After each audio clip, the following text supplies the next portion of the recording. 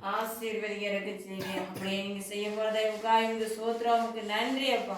பொறுப்படுத்திக் கொள்ளுங்க. ஆசீர்வதிக்கிறதுக்கு செய்யும். எங்களை தாழ்த்தி நாங்கள் விரும்பியாக்கி ஒப்பு கொடுக்குறோம்.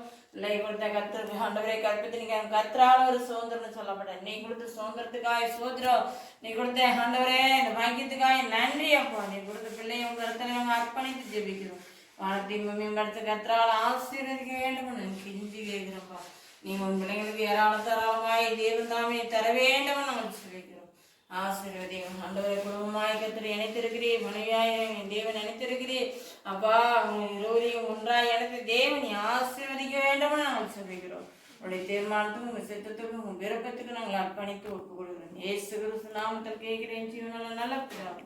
ஆமென் ஆமென் ஆமென் ஆமென். சோதரா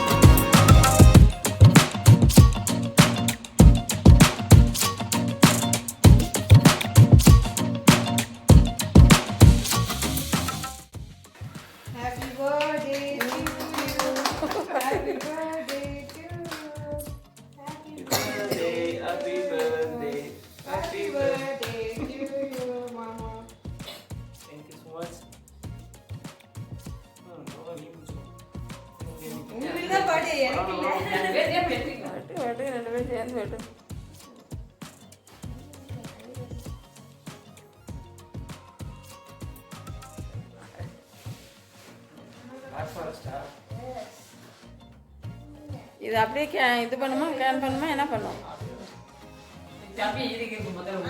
தம்பிக்கு தான் முதல்ல